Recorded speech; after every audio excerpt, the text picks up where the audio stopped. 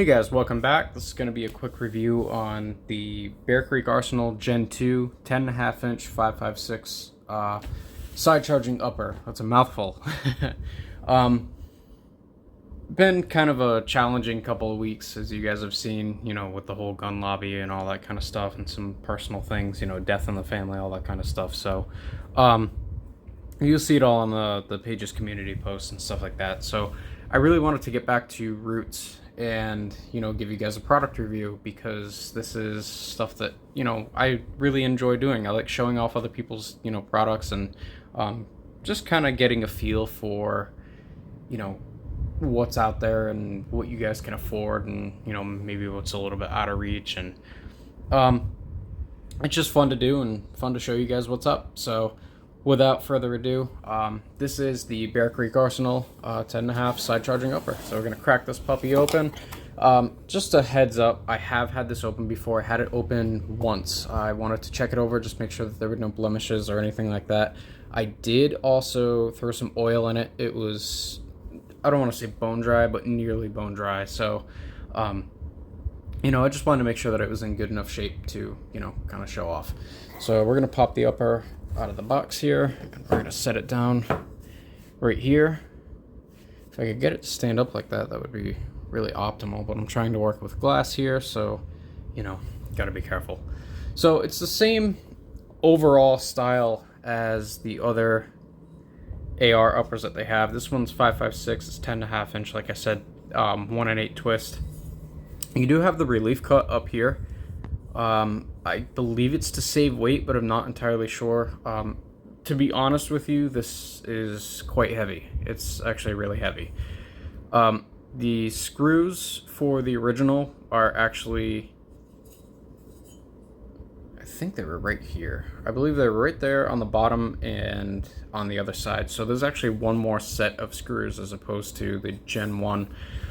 Don't quote me on that. Like I said, I believe that was the case from memory anyway.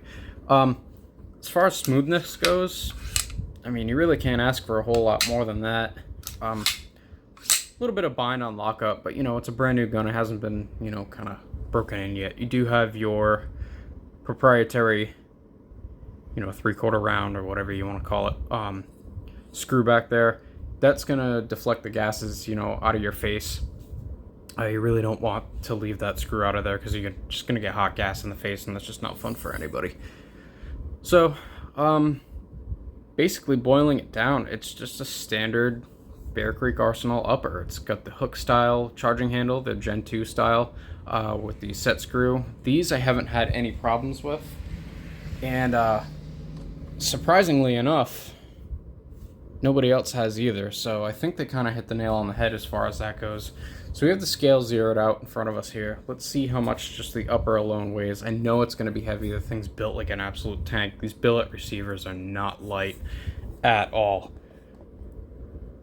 So the total weight on that for a 10.5 inch upper is 3 pounds 11 ounces.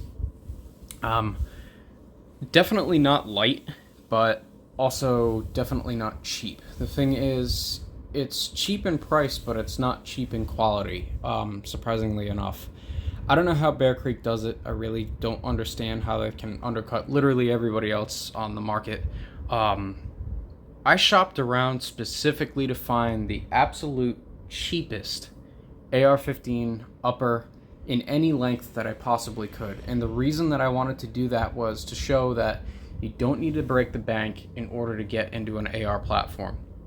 It just doesn't need to happen. There's no need to go and spend, $8, $9, $1,100 or whatever for an entry-level AR. If you're just getting into it, you don't know whether you're going to be into the sport, shooting or anything like that. You just want to kind of dip your toes in. You don't have to spend a ridiculous amount of money. This on an Anderson, just regular standard lower, you're into it for, less than $500 if you can, get something on sale or whatever. This combined with, an Anderson lower or a Palmetto State Armory, just their stealth lower, I think those go for like $150, after tax and all that kind of stuff, after your transfer fee and all that.